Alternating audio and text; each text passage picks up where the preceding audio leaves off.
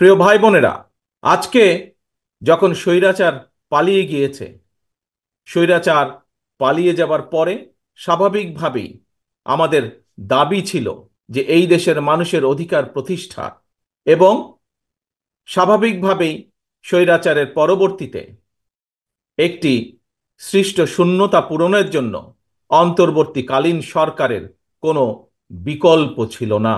স্বাভাবিকভাবেই এই অন্তর্বর্তীকালীন সরকার বাংলাদেশের প্রায় সকল মানুষের দলমত নির্বিশেষে সকলের সমর্থনই এসেছে বর্তমানের অন্তর্বর্তীকালীন সরকার, এবং সঙ্গত কারণেই তাদের প্রতি সেদিনও আমাদের সমর্থন ছিল, আজও আমাদের সমর্থন থাকবে। তবে এখানে একটি কিন্তু রয়েছে প্রিয় ভাই বোনেরা, তাদের প্রতি আমাদের আস্থাকে প্রশ্নহীন রাখার চ্যালেঞ্জ কিন্তু তাদেরকেই নিতে হবে।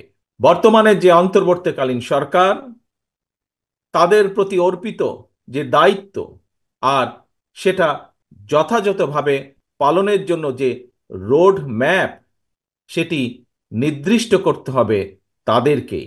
আমরা আমাদেরকে বাস্তবতা বিবেচনায় পরিষ্কারভাবে আমাদেরকে বুঝতে হবে যে সব পরিবর্তন সাধন যেমন তাদের পক্ষে সম্ভব নয়, তেমনি এমন দায়িত্ব তাদের কাঁধে নেওয়া সঙ্গত হবে না যেটা তারা বহন করতে সক্ষম নন। প্রিয় ভাই বোনেরা, তারপরেও আমরা বলতে চাই, তাদের প্রতি আমাদের যে সমর্থন সেদিন ছিল, সেই সমর্থন তাদের প্রতি আমাদের আজও আছে।